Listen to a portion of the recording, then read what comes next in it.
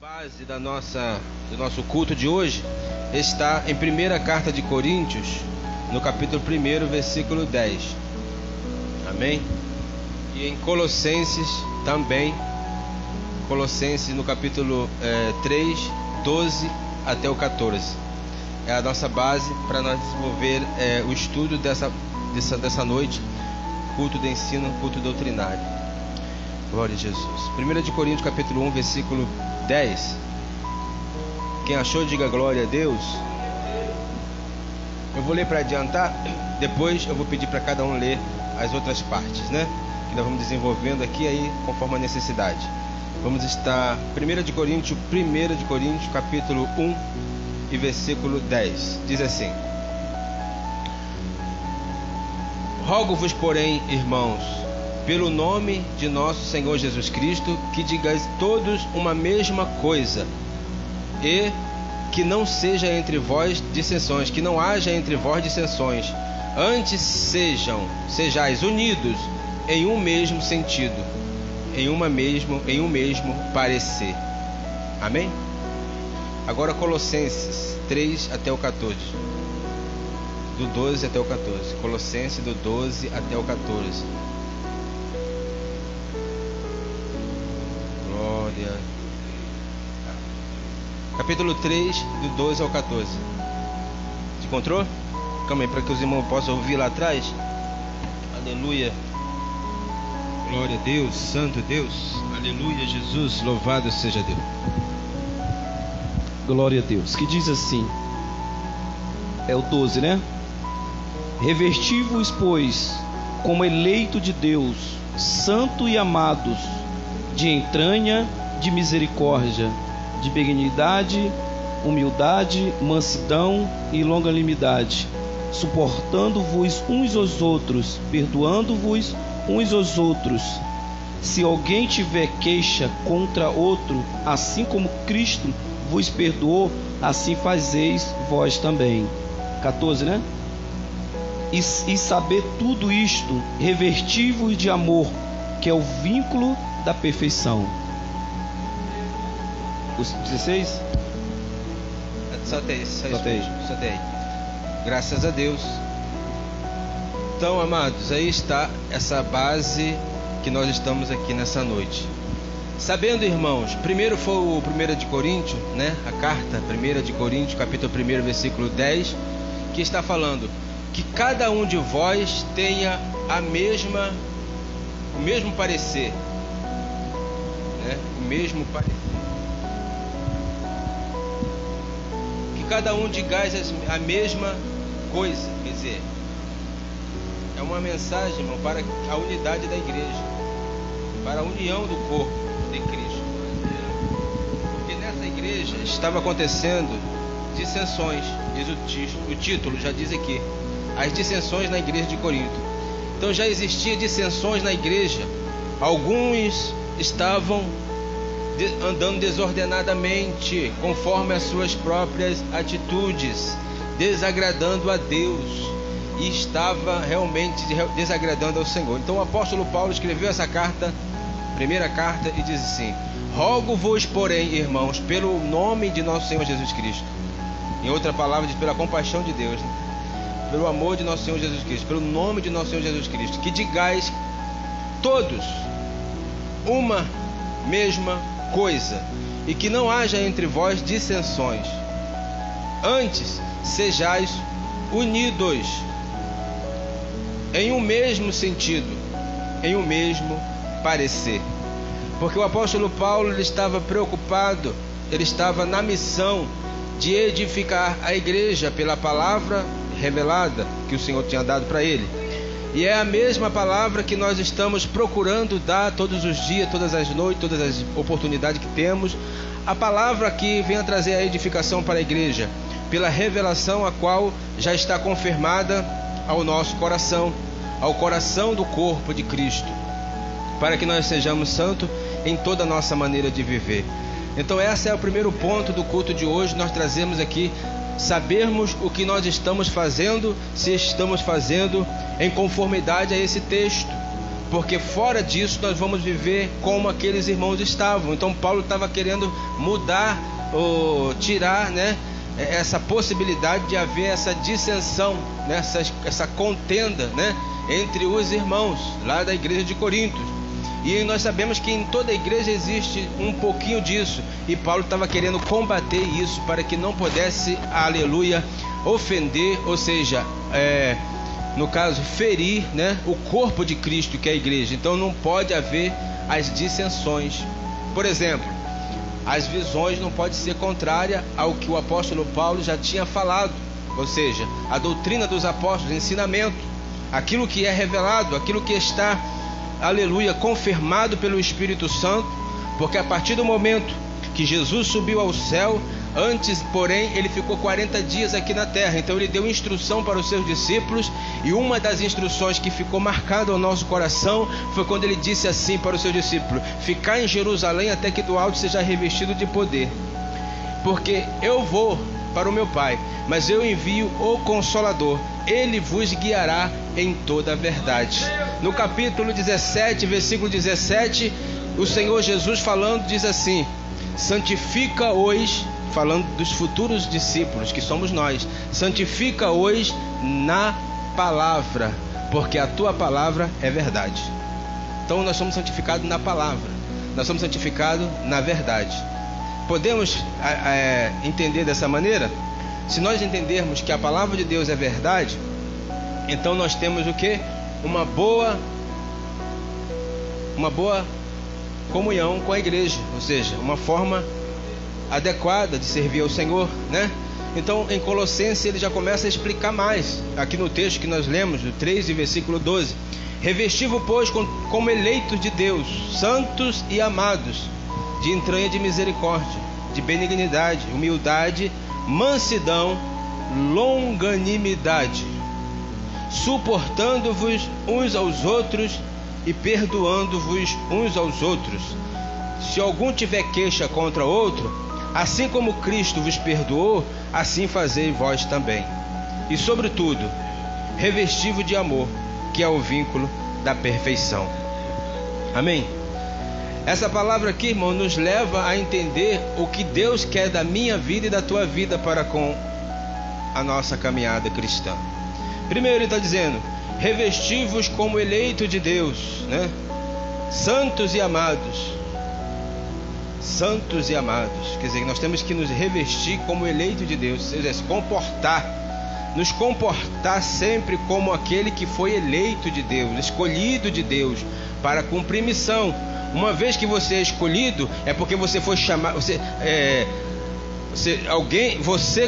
você conseguiu chamar a atenção de alguém para você ser escolhido. No caso da igreja, você chamou a atenção de Deus para ele te escolher. E aí você vai dar valor ao que Deus fez comigo e com você. Ele te escolheu para uma obra, e agora ele te dá instrução, e agora ele te dá mandamento. E quando você atenta para o mandamento, você, aleluia, só vai crescer. Só vai crescer. Mas como crescer? Com a misericórdia, benignidade. Quem é benigno? Aquele que faz coisas agradáveis, boas, né? Bondade, humildade, mansidão e longanimidade estão juntos, né? Essas palavras elas se encaixam. Quando você é benigno, você é humilde. Quando você é humilde, você é manso. Quando você é manso, você é longânimo, né? Se encaixa.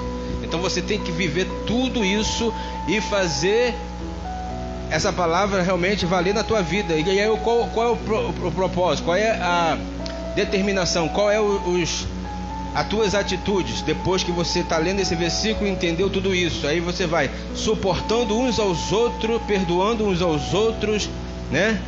Essa é uma forma de você ser isso que nós estamos lendo aqui atrás, né? Revestido como eleito de Deus. Então você tem que suportar uns aos outros, né? Suportando uns aos outros e perdoando. E se alguém tiver queixa, como Cristo te perdoou, perdoar ele também. Tem alguém que tem queixa de alguém? Tem queixa de alguém? eu tenho uma queixa de alguém, eu estou com uma queixa de alguém. Que queixa é essa? Será que tem alguma coisa? Será que essa queixa tem a ver? Será que essa queixa não tem alguma resposta que possa definir sobre isso, ou que possa solucionar esse problema? Ou será que essa queixa é só um mal entendido, é só uma coisa que está no teu coração? Aí tem que saber o que é essa queixa. Qual é essa queixa? Eu acho que fulano é isso, ou eu acho que fulano faz isso, eu acho que fulano é aquilo. Se acha, não tem certeza, então ora por ele. Se acha, não sabe de nada, porque achar, qualquer pessoa pode achar. Achar uma coisa indefinida, não sabe o que está falando. E aí, se eu for falar uma coisa que eu acho, que eu penso para todo mundo, daqui a pouco todo mundo vai pensar que isso é verdade? Não, eu não sou o dono da verdade. E aí, nós não somos o dono da verdade. Mas se nós ficarmos dizendo, eu acho que é isso, eu acho que é aquilo, tem que ter certeza, né? E sobretudo, revestido de amor, que é o vínculo da perfeição. Quando nós temos amor, irmão, é o que está na Bíblia. Nós nos aperfeiçoamos. Porque quem ama, ele tem um amor em primeiro plano a Deus. Ele ama a Deus em primeiro plano. E aí ele agora vai buscar amar o teu próximo como a si mesmo. Quer dizer, você ama a Deus, você busca a Deus. Você ama a Deus, você tem instrução de Deus. Você ama a Deus, você ouve a voz de Deus. Você ama a Deus, você obedece a Deus. Você ama a Deus, você se reveste de Deus. Você ama a Deus, você está andando com Deus. Você ama a Deus, você tem desejo de aprender as coisas de Deus. Você ama a Deus, você está, aleluia, toda a humildade para aquilo que Deus quer na tua vida. E aí depois que você diz que ama a Deus e cumpre tudo isso, aí você vai amar o teu próximo como a ti mesmo. Porque você vai amar o teu próximo antes de amar a Deus, de fazer tudo isso. Então você não vai amar o teu próximo, você vai fingir que está amando. Porque você vai conduzir aquela pessoa para um lugar que não tem nada a ver com Deus. Vai conduzir aquela pessoa a direcionar e aconselhar para o erro, para o pecado, para a iniquidade, para o laço do passarinheiro. Então primeiro você tem que se revestir de Deus, revestir-vos das armaduras de Deus, para que possa resistir o dia mau. Então a Bíblia está dizendo, revesti-vos pois como eleito de Deus, santos e amados, com a entranha de misericórdia, perdoando-vos uns aos outros, e se alguém tem alguma queixa contra alguém, como Cristo nos perdoou, perdoa vós também. Aí sim, irmão, aí cumpre a mensagem, aí cumpre a palavra. E qual é a igreja que agrada a Deus? Nós temos aqui as 10 características da igreja que agrada a Deus. Aleluia. A visão de Deus para a igreja é como um grupo de crentes que juntos evangelizam. A visão de Deus para a igreja. Existimos para glorificar a Deus. Você e eu, nós existimos para glorificar a Deus.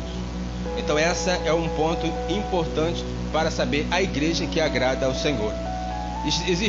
Estamos aqui porque Ele nos deu a condição de estarmos aqui. Então toda a honra e glória seja dada para Ele. E estamos aqui para agradar a Deus. A Deus.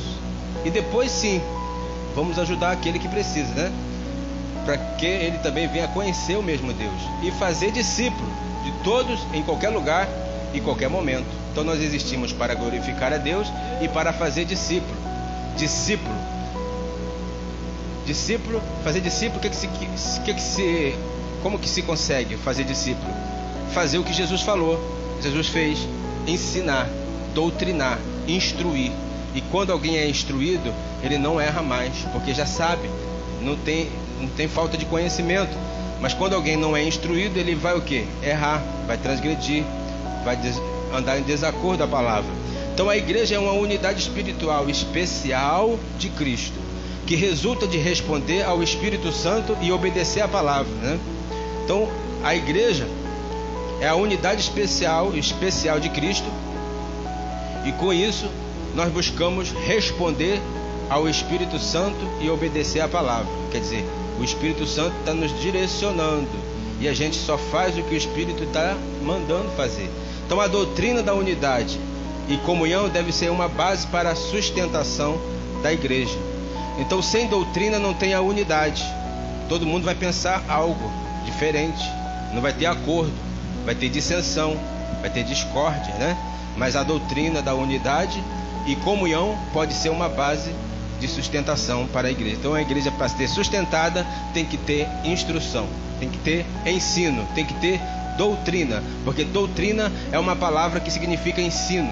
Quando meu pai, seu pai, viu você logo nos primeiros dias de vida, 1 mês, 2 meses, 3 meses, 4 meses, 5 meses, 1 ano, você começou a querer, fazer algumas coisas, já saía do berço, começar a andar para um lugar diferente, e o teu pai ou tua mãe ia lá e dizia: não, aqui não, isso aqui por aqui, vai por lá, ou vem para cá, não pode aqui, ó, não pode pular, não pode fazer isso aqui nesse local, porque você vai se machucar. Deu o que para você? Instrução. Quando você começou a chegar a 5 anos, o que teu pai falava? Você não pode pegar o brinquedo do vizinho, porque é dele, você não pode fazer isso, porque isso é roubo. Então o pai começou a fazer o que? Doutrinar. Então doutrinar é quando um pai começa a ensinar logo de pequeno, e ele cresce sendo doutrinado, sendo instruído, sendo ensinado, E assim também na igreja, você conhece a Jesus, se batiza e começa a receber instrução, porque você passou a ser uma nova criatura, saiu das águas e se tornou uma nova criatura, diz a Bíblia, Nós estamos revestidos do Senhor através do batismo também, e nós passamos a ser uma nova criatura em Cristo. E agora você passa a receber a instrução pelo Espírito Santo, que usa a igreja, que usa os ministros, que usa os pastores, os diáconos, cooperadores, os membros, Aleluia. E aí a igreja que agrada ao Senhor, ele precisa estar sendo doutrinada a cada dia. Mas a igreja que agrada ao Senhor, ele prega uma coisa como prioridade. Por exemplo, o arrependimento. A igreja não a prega para agradar pessoas. A igreja que agrada a Deus não prega para a igreja ficar cheia de pessoas, só para ficar cheia. A igreja que agrada ao Senhor prega para que as pessoas se arrependam, porque essa é a mensagem do Evangelho. João Batista, quando chegou pregando no deserto, ele diz: arrependei-vos e crede no Evangelho, Arrependei-vos e abandone os vossos pecados, porque depois de mim vem aquele que eu não sou digno de desatar a sua sandália. Ele é mais poderoso do que eu vos batizo com água para o arrependimento. Então a primeira mensagem, arrependimento. Mas aquele que vem após mim, ele é mais poderoso do que eu. Esse eu não sou digno de desatar a sua sandália, porque ele é mais poderoso do que eu. Ele vos batizará com o Espírito Santo e com fogo. Então é ele, quando vier, ele vai se revelar mais poderoso do que eu, Então a igreja deve pregar o arrependimento e instruir a igreja a receber o Espírito Santo para viver em comunhão. Sem o Espírito Santo você não vai viver em comunhão, porque a Bíblia diz, Jesus fala que o Espírito é que vai guiar os discípulos na verdade. Sem o Espírito você vai estar na mentira. Sem o Espírito você vai viver no engano. Mas com o Espírito se cumpre o que Jesus disse: esse Espírito da verdade que virá da parte do meu Pai, ele vos guiará em toda a verdade. Amém? Então significa abandonar nossos pecados. Uma igreja que agrada a Deus prega o arrependimento, que significa abandonar os nossos pecados, abandonar nossa rebelião contra Deus e aceitar Jesus como nosso Salvador. O arrependimento faz parte do que significa crer no Senhor Jesus e você será salvo, Crer no Senhor Jesus quer dizer que se arrependeu. Quem creu se arrependeu. Quem não creu não tem como se arrepender, porque não está crendo que Jesus veio para perdoar. Então quem crê, ele se arrepende. Então, amados, quem serve a Deus tem que passar pelo processo do arrependimento. Faz parte do arrependimento, Crer no Senhor Jesus Cristo e será salvo, tu e a tua casa. Atos 16:2 diz assim: crê no Senhor Jesus Cristo, será salvo tu e a tua casa. O quanto pecamos diário? Quanto pecamos? O Espírito Santo nos convence desse pecado. Você pode não ser perfeito, mas o Espírito Santo ele te convence que você está errado, e você abandona o pecado. Pedir perdão, você abandona, deixa o pecado. Aí Deus responde a nossa oração e restaura a comunhão com Ele. Por isso que tem pessoas que se afastam, mas depois volta, porque sincero com o Senhor, para fazer a obra de Deus, Nos arrependemos e pedimos o perdão. Então Deus, ele é poderoso, misericordioso, Deus responde a nossa oração e restaura a comunhão com Ele. Tiago 5,16: portanto, confesse seus pecados um ao outro e ore um para o outro, para que você seja curado. Amém? Aleluia.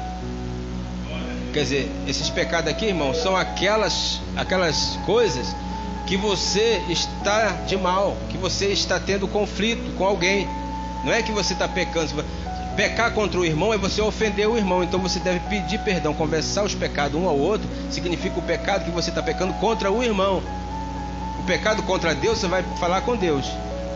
O pecado contra o irmão, se for contra o ministério, tem que falar para o ministério. Se for contra o irmão, tem que falar com o irmão e se consertar com ele. Amém?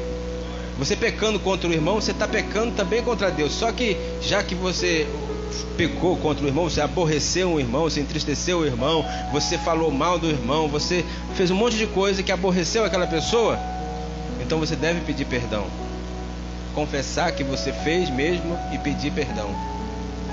Confesse seus pecados um ao outro e ore um pelo outro, para que assim seja curado.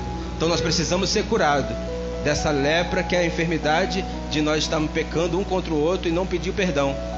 Quando alguém peca contra o outro, não pede perdão, sabe que está pecando e não pede perdão, aí um fica sabendo, já fica magoado, porque já fica sabendo daquilo que foi falado com ele, e aí fica uma enfermidade.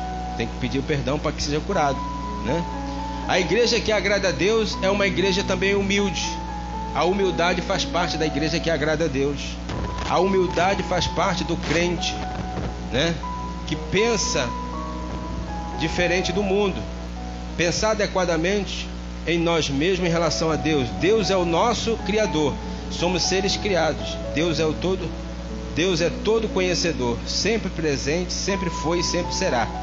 Ele não é restringido pelo tempo ou espaço. Ele está acima de todos e de todos e de tudo. No entanto, Ele ama cada pessoa completamente. Deus é infinito e, acima de tudo, me ama e você com todas as nossas falhas e imperfeições. Humildade é uma atitude que se manifesta em nossas vidas. Amém? Em nossas ações. Atitude é uma... Humildade é algo que se manifesta em nossas ações. Se percebe quando alguém é humilde, quando ele toma decisão. Toda decisão que nós tomamos faz parte de alguma coisa. Se for uma ação humilde, vai ser para a humildade e que Deus venha te exaltar, né?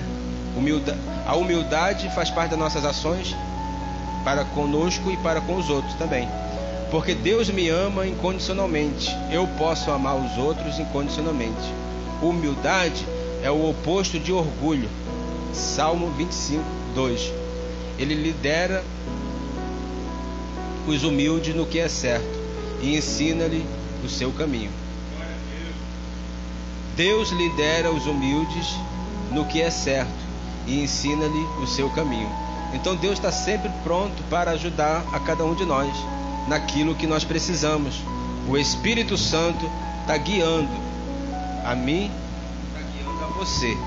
A cada dia mais Ele está nos guiando, porque Ele tem um compromisso. Ele tem compromisso com a sua palavra. E quando você crê nela, Ele também tem um compromisso com você. Quando você é dizimista, Deus começa a ser sócio com você naquilo que você tem. O inimigo não pode te tocar. Quando você reparte com o pobre também, Deus também se agrada e Ele vai te recompensar aquilo, porque você está cumprindo um princípio da palavra do Senhor. Então a igreja que agrada ao Senhor, ela é também santa. Santa. Ah, não, mas não tem ninguém santo. Tem, irmão, porque a santidade pertence àquele. A Bíblia diz que tem. A Bíblia diz que tem quem é santo. Apocalipse. Quem é santo santifica-se mais. Então aquele que erra, mas pede perdão, ele está buscando se santificar mais. Ele não está falando de perfeição, está falando de santo quando alguém é humilde, se arrepende e pratica as primeiras coisas. Então a Bíblia diz sobre quem é santo. Quem é santo, você pode ver quem é santo. é aquele que está lutando, está se esforçando, está buscando a palavra, está buscando o entendimento, está se esforçando para orar, está se esforçando para participar dos cultos, está se esforçando na caminhada cristã, ele está se esforçando. Então esse é santo, porque ele está se esforçando, ele está pedindo força ao Espírito Santo a cada dia, para vencer o erro, para vencer o pecado, a iniquidade, a vaidade, o engano, a mentira, para vencer a influência do anticristo, né? E da falsa profecia que engana o povo. Como engana o povo? Não ensinando doutrina, ensino de Deus, ensinando só se enriquecer materialmente, mas não ensina como se enriquecer espiritualmente. É uma doutrina do anticristo que confronta a santidade do Senhor, né? Então a igreja é santa. Então a igreja santa são vocês que estão se esforçando, são vocês que estão orando, buscando, se aperfeiçoando. Quem é santo santifica mais, quem é sujo suja-se mais. É aquele que não gosta, nem busca se esforçar para conseguir. Ele já determina: não dá, não vou porque não dá. Está entendendo? Já diz que não dá, já decreta logo o mal, né? Porque quando não dá hoje, amanhã vai dar. Quando não dá amanhã, depois vai dar. Mas decretar que não dá porque não dá, aí a Bíblia diz que quem é sujo, suja-se mais. Quer dizer, nunca vai dar. Amém, amados? Portanto, toda a Bíblia, porque por toda a Bíblia somos ordenados a ser separados e ser santos. Viu, irmãos? A ser santificado. No capítulo 17 de João fala assim: santifica-o na palavra. Jesus orou para que nós, futuros discípulos, seríamos santificados ou separados pela verdade da sua palavra. A Bíblia, né, no caso, devemos ser pessoas que crêem na Bíblia. 1 Pedro 1, 15, 16. Mas como quem te chamou é santo, é assim que está escrito, você também deve ser santo em toda a conduta, porque está escrito: santo, sede santo, porque eu sou santo. E diz assim: ser santo em toda a vossa maneira de viver. Mas como que nós conseguimos, irmão, ser santo em toda a nossa maneira de viver, se nós somos falhos? Ser falho é por causa que nós somos humanos, mas não devemos deixar de se esforçar para ser santo, mesmo que você tenha falha. É por causa dessa falha que você precisa lutar contra ela. Você viver só em falha, só errando e botando culpa que você é humano, não. Eu falhei, eu me arrependo, eu sou humilde, eu quero fazer o melhor. É assim. O santo, ele é separado, ele não se conforma. E a Bíblia diz: não se conformeis com esse mundo, mas transformai-vos pela renovação do vosso entendimento, para que experimenteis qual seja a boa, perfeita e agradável vontade de Deus. Então nós não podemos nos conformar com esse mundo. Ainda que o mundo em algum momento possa ter te atraído em alguma coisa, você não deve se conformar. Então significa que você quer mudança, que você está decidido e que você não se conforma com esse mundo. Essa é a igreja que agrada a Deus. Luta, todos vão passar. Dificuldade na caminhada, todos vão passar. É luta no lar, é na família, é luta no ministério, é luta no trabalho, é luta na terra, em todo lugar. Mas aquele que é santo, santifica-se mais. Ou seja, ele não se conforma. Ele está sempre buscando. Ele está sempre se levantando. É como a Bíblia diz: o justo, ele pode cair 7 vezes, mas ele diz: eu me levantarei. Ele cair, você pode cair, mas você não fica prostrado, porque você quer a santidade. Eu não estou motivando a cair, mas pode acontecer. A Bíblia diz assim, que nós temos um advogado. Quem peca e vive no pecado é do diabo, mas aquele que peca e se arrepende, nós temos um advogado. Olha a diferença. Porque nós temos a semente de Deus, e quem tem a semente de Deus não vive na prática do pecado. Ele não aceita, ele não se conforma. Ele pode ter sido induzido, ele pode ter sido atraído, mas ele não se conforma. Ele busca a ser santo. Dá glória a Deus. A igreja que agrada a Deus tem ousadia. Os crentes devem ser ousados e corajosos no compartilhar o evangelho com o incrédulo. Os crentes devem ser ousados e corajosos quando estão sendo ridicularizados e ameaçados pelo mundo. A esperança de reconciliação com Deus através de Jesus por toda a eternidade nos torna ousados e corajosos. Deuteronômio 31:8. A ordem é: quem irá diante de você? Ele será contigo. Ele não te deixará, nem te abandonará. Não tenha medo, ou seja, não seja desanimado. Então essa é a mensagem para a igreja. A igreja tem que ser ousada. A igreja tem que ser corajosa a compartilhar o evangelho com os incrédulos. Tem incrédulos que estão até se comportando dizendo que são alguma coisa. Os crentes devem ser ousados e corajosos quando estão sendo ridicularizados e ameaçados pelo mundo. Sabe por quê? Você deve ser ousado. Por que a tua fé? Por que você não faz isso se todo mundo faz? Aí tu tem que ter uma resposta do Espírito Santo. Você tem que ter ousadia. E quem que dá ousadia? É o Espírito Santo. E se você for medroso, o que vai acontecer? Se você for desanimado, é verdade, eu acho que é isso mesmo. Acho que eu estou enganado. Calma aí. Todo mundo está fazendo uma coisa. Só eu que não estou? Não, eu tenho que fazer também. Desanimado. Você não tem ousadia do Espírito para confrontar.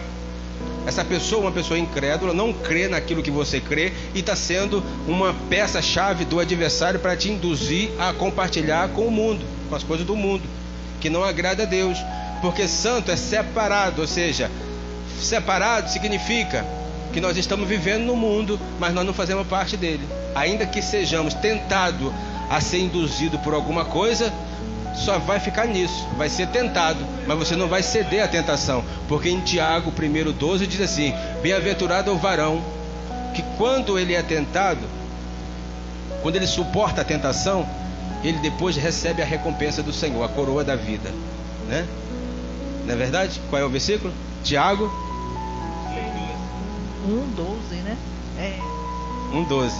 Tiago 1:12, que fala que bem-aventurado é o varão que quando é tentado não cede à tentação. Então depois ele recebe o galardão do Senhor, recebe a recompensa do Senhor. Então nós estamos confrontando com a tentação. A tentação vem dependendo de quem está se alimentando, quem você está alimentando mais.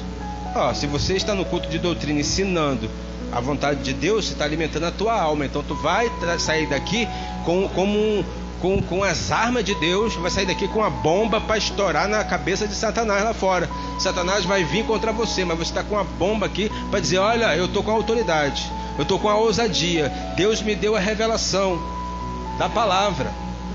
Então a ordem é: quem irá diante de você? Ele será contigo, ele não te deixará nem te abandonará. Então se Deus está comigo e contigo, você vai ter medo? Você vai ter medo? Aleluia. No mundo, irmão, no mundo, eu estou falando já em termo do mundo, nós não temos amigo. O nosso amigo é Jesus e aqueles que servem também a Jesus e nos aproxima de Jesus. Entendeu? Não é proibido ter amigos, pessoas que se aproximam de você com intenções de aprender de você e também passar instrução para você, mas aquilo que é espiritual, não aquilo que é só material ou só natural, né? Às vezes se aproxima de você só com o interesse de ter algo ou querer algo, mas não quer te oferecer as coisas de Deus, quer dizer, as coisas espirituais para a tua vida. Então tenha esse cuidado a cada dia mais. A igreja que agrada a Deus é generosa. Então a Bíblia está clara que devemos dar generosidade, né? Devemos dar generosidade, generosamente, né? Nossa riqueza, tempo e habilidades para edificar a igreja e satisfazer as necessidades dos outros. Dar é sempre sacrificial na Bíblia. É sempre um sacrifício, né? Dar algo para alguém, né? E Jesus é o doador final. Sua vida como pagamento pelos pecados de todas as pessoas. né? Dê e será dado a você uma boa medida, para com medida que você usar, ela será medida de volta para você. Com a medida que você dá para alguém, Deus vai retribuir para você. Dá e ser-vos-á dado, né? Uma medida recalcada e sacudida e transbordando. É assim que chegamos a conhecer o amor. Também devemos dar a vida por nossos irmãos e irmãs. E se alguém tem os bens deste mundo e vê um crente necessitado, mas retém compaixão dele, como o amor de Deus resiste nele, ou seja, olha só a pergunta: e se alguém tem os bens deste mundo e vê um crente necessitado, mas retém a compaixão dele, como o amor de Deus está nele? Quer dizer, se você tem, mas não quer dar, como que o amor de Deus vai estar em você? Se alguém tem bens desse mundo e vê um crente necessitado e não dá, e não ajuda, como que o amor de Deus vai estar em você? Um crente, está falando de uma pessoa crente, cristã, uma pessoa que busca a Deus, que faz as coisas para Deus, que é humilde, sincero na presença do Senhor, né? Não amemos em palavra ou palavra, mas em ação e em verdade. Então aqui está falando sobre as nossas atitudes em relação ao que nós podemos fazer para ajudar alguém. Como que você vê alguém necessitado, você pode e você não faz. Se a pessoa é cristã, é doméstico da fé, está ali necessitado, você sabe que está, né? Se você sabe, tenho certeza que quando você sai na rua, você vê tantas pessoas necessitadas, o teu coração dói, porque você não pode ajudar, não pode fazer nada. Ainda que você dê uma comida, ele não vai sair da rua, porque você não tem condições de tirar. Então teu coração dói, mesmo você tendo condição de ajudar ou não, o teu coração dói. E agora, sendo um cristão que está na casa do Senhor, precisando de algo, e agora você não tem é uma coisa, agora quando você tem é outra, entendeu? Quando você não tem, é por isso que tem campanha de quilo, campanha de mantimento para ajudar essas pessoas. Mas a Bíblia diz, primeiro os domésticos da fé. Amém? A igreja que agrada a Deus é generosa, é guerreira. É guerreira. Então a generosidade, irmão, é isso, né? É ajudar os necessitados. Quando nós temos a condição de fazer, buscar os meios necessários para fazer. E a igreja que agrada a Deus é guerreira. O verdadeiro conflito em nosso mundo é espiritual, entre o bem e o mal, entre Deus e Satanás. Embora Satanás tenha perdido essa guerra, ele continua a tirar o maior número possível de cristãos com as suas mentiras e engano. 1 de Pedro 5:8. Esteja alerta e de mente sóbria. Seu inimigo, o diabo, ronda em derredor como um leão que ruge, buscando ou procurando alguém para devorar. Efésios 6:10. Como vencer? Aí os irmãos já sabem. 11:10. Coloque a armadura completa de Deus para que você possa ficar firme contra os esquemas do diabo.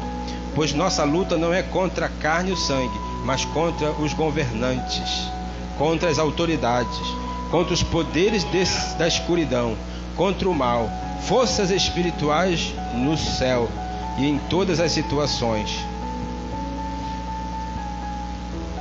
Escudo da fé, com o qual poderia extinguir todas as flechas flamejantes do maligno. Amém? Então nós temos que nos revestir das armaduras de Deus, irmão. A igreja é guerreira. A igreja só vence se usar as armas de Deus. A igreja só vence se usar as armas do Espírito.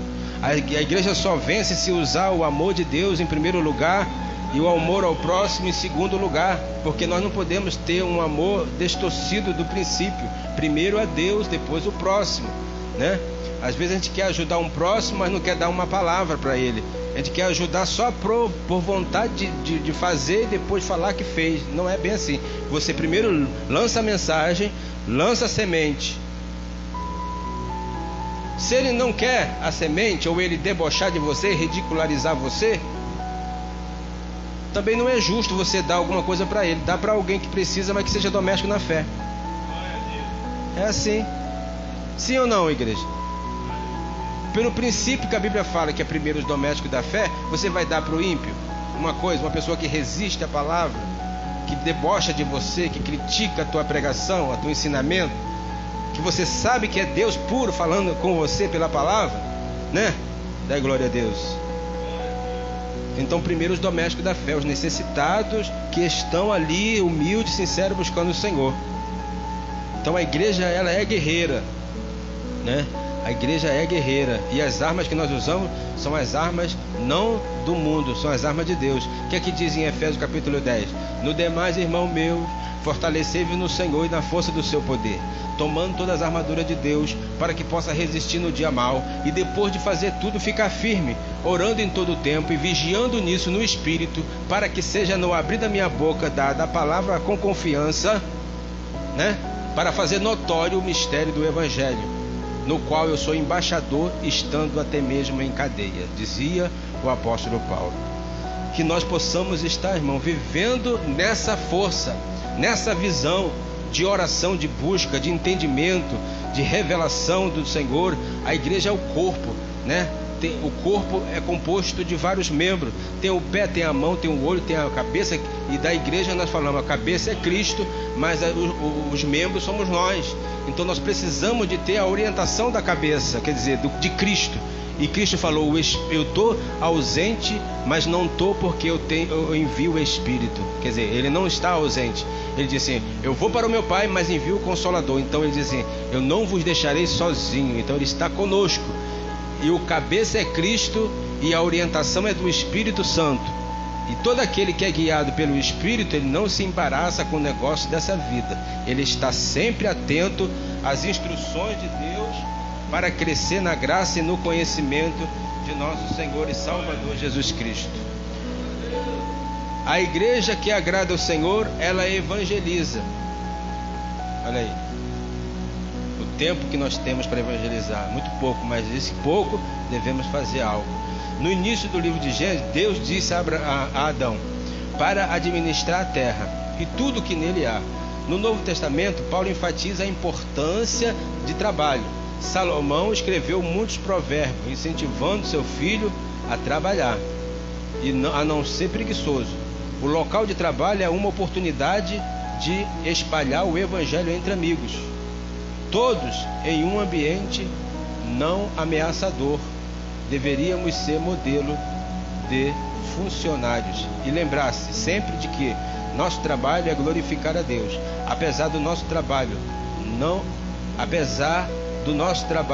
não nos define, nos permite compartilhar a bondade de Deus e misericórdia e demonstrar seu amor pelos outros. Provérbio 12:11. Quem trabalha em sua terra terá muita comida, mas quem persegue fantasia não tem sentido. Salmo 90:17. Que o favor do Senhor nosso Deus esteja sempre sobre nós, estabelecer para nós o trabalho de nossas mãos. Estabeleça o trabalho de nossas mãos. Amém?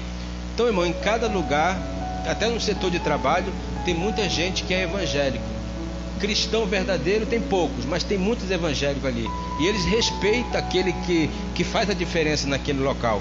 Então, se você no teu trabalho faz a diferença, todos vão te respeitar, porque ele sabe que ele conhece a palavra, mas ele não está fazendo como, e você está fazendo, então está fazendo a diferença ali. Então você, Provérbio 12:11. Então você está ali como um representante de Deus, até no teu trabalho, não para o teu patrão, no teu patrão em relação ao que você faz e você produz, né? Para você merecer o salário que você ganha. Para os teus colegas, com o exemplo, você dando exemplo de que você realmente é uma pessoa justa, é uma pessoa que procura fazer o que é justo ali, para que o nome de Deus seja glorificado. Porque toda vez que você distorcer a conduta dentro do teu trabalho, aqueles que são evangélicos vão dizer, tá vendo? É crente e faz isso. Então nós temos que ter o quê? Uma boa conduta dentro do nosso setor de trabalho, para que nós possamos ser o quê? Um mensageiro de Deus, até mesmo na nossa forma de ser, de falar, de proceder dentro do trabalho. Quando eu estou na hora do almoço, alguém tá vendo a TV lá, canal de esporte, eles gostam. Aí eu sento lá para descansar. Chegou minha hora, chegou a hora do outro. Ele falou: e aí? Eu tô no meu celular lá vendo alguma coisa, né? E ele tá vendo a TV. Aí ele fala: aí deixa ligado? Eu falei: não, pode desligar. Aí ele desliga, né? E eu fico lá só. Então, irmão, isso é uma forma, porque eu não compartilho, mas eu não vou julgar porque ele vê, mas eu não compartilho. Eu estou ali na minha hora de almoço, tirando o meu tempo. Deixa ele ver o que ele quer, né? Eu não vou entrar em conflito com ele, nem ele comigo, e nós vamos viver bem ali. Ele vai ver a conduta, né? Da glória a Deus. Diga aleluia. Então a igreja que agrada a Deus, a igreja que agrada a Deus alcança a comunidade. Para a maioria de nós, nossa comunidade é onde vivemos. Há muitas pessoas que estão sofrendo, muitas pessoas que são economicamente desfavorecidas e muitas pessoas que estão perdidas. Precisamos estar cientes das pessoas feridas ao nosso redor e estar disposto a ser amigo de todos e de todos. Também de todos, né? Também precisamos estar disposto a compartilhar o evangelho e o amor de Cristo com eles. Romanos 15:2. Cada um de nós devemos agradar ao próximo pelo seu bem e edificá-lo. Amém? Então, irmão, aqui é sobre evangelização, né? É sobre a convivência nossa em que nós estamos, o ambiente que nós estamos. Nós sempre procuramos levar a mensagem para alguém, com a nossa atitude, com o nosso exemplo, também pregando, convidando pessoas. Nem todos querem que a gente pregue, que a gente fale. Tem pessoa que persegue a igreja. A gente fica como se fosse num labirinto ali no nosso setor ali de atuação e não pode fazer muita coisa. Mas aquilo que a gente puder é procurar pessoas que estão sofrendo, porque Jesus disse assim, os são não precisa de médico, mas quem está sofrendo vai ouvir a palavra. Então tem pessoas que debocham dos crentes, mas por quê? Porque eles acham que está tudo bem. Eles acham que não precisa de igreja, não precisa de Deus, o dinheiro já dá tudo, né? Então eles estão com saúde agora, então acham que não precisa de Deus, mas tem gente sofrendo que precisa, né? Tem gente que está passando por problema, tem gente que está aflito, tem gente que está com problema gravíssimo, tomando remédio controlado. Então essas pessoas precisam ouvir a mensagem do Senhor. Então nós temos que procurar quem está sofrendo, né? Quem está sofrendo, porque quem está sofrendo, ele ouve a voz de Deus com mais facilidade. Tende a ouvir a voz de Deus com mais facilidade. A tendência de quem está sofrendo é de precisar mesmo ouvir a voz de Deus. Então nós temos que saber até mesmo como lidar na nossa comunidade com as pessoas, porque quem está sofrendo, ele não mede esforço. Ele mora no Leblon, ele mora em Copacabana, ele mora no centro da cidade. Onde é a tua igreja? Recebi uma palavra, gostei. Onde é? É lá no Vidigal? Vou lá. Mas você vai aqui no vizinho convidar e diz: não vou não. Todo dia tem culto, é chato. Tá pisando em favo de mel. Mas para quem está precisando, o amargor é doce. Diga glória a Deus. Diga aleluia. Para quem está precisando, o amargor é doce. Ele vem de qualquer lugar. Até gringo aqui, às vezes, se for necessário, eles vêm. Então a igreja que agrada a Deus tem amor pelas almas. Nós amamos a Deus porque Ele nos amou primeiro. A verdadeira gratidão por esse amor obriga-nos a compartilhar o amor de Deus com os não crentes. O amor de Deus em nossos corações pelo perdido nos motiva a compartilhar as boas novas do Evangelho. Jesus morreu, foi sepultado, ressuscitado para receber o castigo, né? Jesus morreu, foi sepultado e ressuscitado para receber o castigo que merecemos por nossos pecados. Todos os que se arrependerem e crerem em Jesus serão salvos. Somos ordenados a vá e faça discípulo onde quer que vá. João 3:16-18. Porque Deus amou o mundo de tal maneira que deu o seu Filho unigênito para que todo que nele crê não pereça, mas tenha vida eterna. Deus amou o mundo de tal maneira que deu o seu Filho unigênito para que todo que nele crê não pereça, mas tenha vida eterna. Então essa é a mensagem que nós devemos levar com amor, com carinho Eu lembro de uma visita que nós fizemos ali. O rapaz estava bem doente, estava bem debilitado na cama. Acho que era, não sei se era AIDS, não sei se era câncer, um problema desse. Nós pregamos para ele esse texto de João 3, 16, 17, que Deus amou o mundo de tal maneira, e não adianta qual o problema, que se crê no Senhor Jesus Cristo, Ele vai fazer, né? Ele muda. Só é você acreditar, não importa qual o problema, não importa qual a luta, a dificuldade, não importa qual é o problema que você está vivendo agora. Se você crê no Senhor Jesus Cristo, Ele vai curar, Ele vai realizar a obra na sua vida. Mas você precisa acreditar que Ele pode fazer algo na sua vida. Precisa crer. E nós falamos de Cristo para ele, falamos do amor de Deus para ele, e ele ficou bem sensível à voz de Deus, aceitou a Jesus e depois passou para Deus. Depois partiu. Quando ele partiu, eu senti uma alegria tão grande, uma confirmação tão grande, que essa pessoa foi salva. Porque no último momento da sua história, da sua vida, ele ouviu a mensagem que Jesus amou o mundo de tal maneira que enviou o seu Filho unigênito para que todo que nele crê não pereça, mas tenha vida eterna.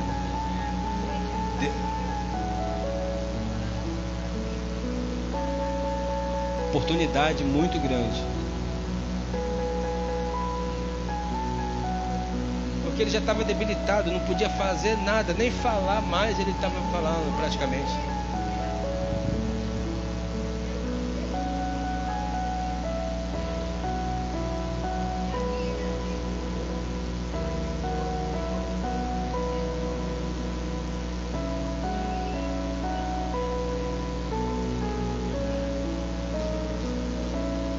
Deus sabe todas as coisas.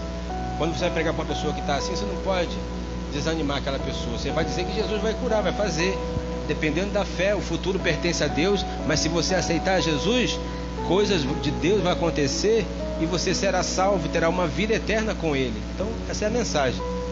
E ele acreditou. A igreja que agrada ao Senhor. Às vezes a gente não dá muito valor a isso, mas você pode ver que quando Jesus estava crucificado, o ladrão que reconheceu foi salvo. Então no último momento, se eu pregar o evangelho para alguém que está no último momento da sua vida ali, e ele se arrepender, Jesus está salvando aquela alma. É experiência grande, né? A igreja que agrada a Deus conhece a palavra. Olha aí. Quando ensinamos por ouvir a palavra de Deus, aprendemos a conhecer o som que sai da sua voz em nossas vidas. A palavra de Deus, a Bíblia, é o nosso guia para viver. Isso proporciona conforto. Isso nos corrige quando nos desviamos, né? Nos corrige. Aleluia. Estudo regular e meditação na Bíblia é uma das melhores disciplinas para o crescimento espiritual. 2 Timóteo 3,16. Toda a escritura é inspirada por Deus. Toda a escritura, ela é divinamente inspirada por Deus. Você que conhece a Bíblia, você sempre vai ser alimentado por ela. Mas você precisa querer conhecer cada dia, ter vontade, ter sede de conhecer.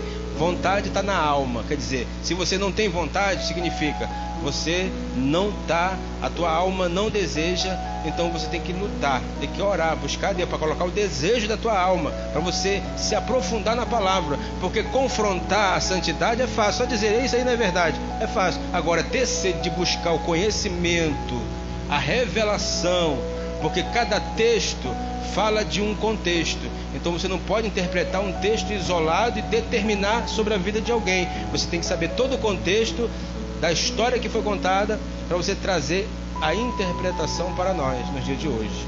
O que ela quis falar para aqueles dias, para aquele povo, e o que ela quer falar para nós hoje. Como por exemplo, vou dar um exemplo claro. Josué, quando Deus falou assim: esforça, tem bom ânimo, eu serei contigo. Assim como eu fui com Moisés, serei também com você. Mas deve examinar o livro sagrado de dia e de noite. Esforça e tem bom ânimo. Não te mandei eu? Esforça-te e tem bom ânimo. A gente quer lutar. Não dá. Essa é muito dura essa mensagem. E Deus falou: não te mandei eu? Se Deus manda, Ele garante. É só você se esforçar. Ah, eu não consigo ser santificado assim não, porque 99% das igrejas fala que é assim, que é assado, e todo mundo aceita. Como é que eu vou mudar? O que Deus está falando? Se eu mandar, você não aceitar? Se eu mandar, não estou te mandando, Josué, estou te mandando. É Deus. Então você tem que ir pela revelação. O céu é tomada à força, a salvação. Então você tem que, a tua alma tem que estar santificada, tem que ter desejo de conhecer a palavra, para você viver ela, né? Louvado seja o nome de Jesus. Não determinar que não dá. Não, trabalho todo dia. Trabalho todo dia, mas a alma precisa se alimentar todo dia. Você trabalha todo dia para fazer o quê? Pagar suas despesas, para você se alimentar fisicamente. Então, espiritualmente, você tem que todo dia também estar alimentando.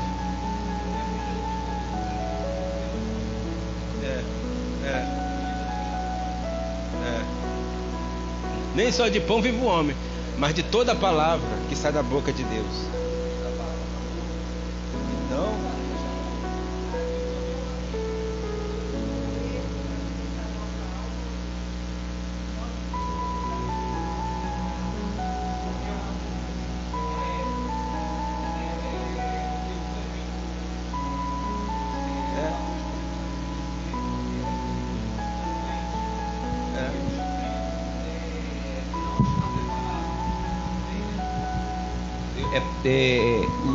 o Jesus estava falando sobre isso.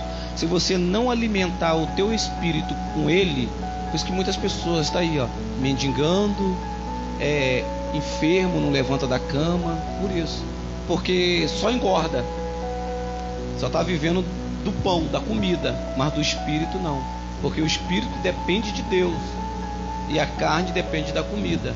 Então por isso que a carne cobiça contra o espírito, entendeu? Então, amados, é isso aí. Conforme nós estávamos falando. Então, a Bíblia, toda a Bíblia, ela é o que? Inspirada por Deus. Por isso que Deus já falou lá para Josué: examinem todo o mandamento, todo o livro sagrado da lei. Porque já naquele tempo toda a lei era importante demais, era muito importante. Toda a lei de Deus é importante, até no dia de hoje. Você tem que saber o que é a lei, o que significa a lei de Deus para os judeus e o que significa a lei de Deus para nós cristãos. Levando em consideração que tudo que é justo lá continua sendo justo aqui. O que era princípio de honestidade para vestimenta naquele tempo também é princípio de honestidade para vestimenta hoje. Não é a mesma roupa, mas é o princípio. Não quer dizer que você vai vestir a mesma roupa de 3.000 anos atrás, mas é a roupa de hoje que é honesta, porque o princípio de Deus é a honestidade. Santificai no corpo, na alma e no espírito. Não importa o tempo, a cultura, o que importa é o princípio. Naquele tempo, Abraão deu dízimo. Malaquias pregou sobre dízimo, e se fala muito que foi para os sacerdotes, os levitas, os ministros e para Israel. Mas aquilo, naquele tempo, era para eles. Hoje, e era um princípio de Deus já desde o começo. E para hoje, eu não posso se desfazer daquela palavra, porque interpretando ela para os dias de hoje, significa que aquilo ali é um princípio de Deus para quem crê. Porque Abraão fez por causa da fé. Ele acreditou que Deus ia recompensar. E se você faz sem fé, melhor não fazer. Mas se você faz com fé, terá a recompensa do Senhor. Porque o dízimo não é da lei e nem da graça, é da fé. É fazer por amor. É fazer para agradar a Deus e não levar em consideração: não vou fazer isso e vai faltar para o leite, vai faltar para isso. Se você é um crente, é membro do corpo de Cristo, está passando por privação de pão, o que a Bíblia fala? Comunicar as necessidades com os santos. Mas a gente não comunica e não dá o dízimo, e aí acha que está sendo uma benção. Não estou querendo que você seja dizimista, não. Só pregando a palavra, só anunciando aqui. Não precisa fazer porque eu estou falando, mas é o desejo, é a fé que vai te dar a recompensa de Deus, vai trazer o milagre de Deus na sua vida. Né? Tem gente que tem dificuldade, eu entendo em parte, mas eu quero que você acredite que Deus pode te abençoar, você sendo dizimista e você comunicando as suas necessidades com os santos. Amém?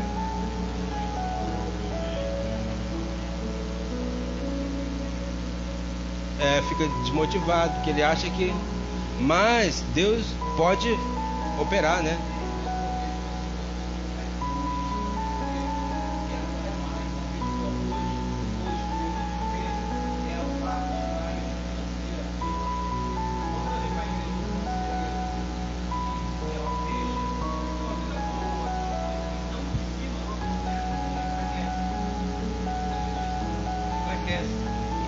Ela vai enfraquecendo, porque tipo assim, o que o povo pensa que quando você vem para a igreja, você só vem para a igreja, você vai ser próspera. Não é. Existe regra, existe caminho, né? Igual o pastor está falando. Então, Deus, ele é composto de regra. Por quê? Porque a palavra dele é fiel. Ele vela pela sua palavra, né? Então, que quando ele fala assim, ó, igual o profeta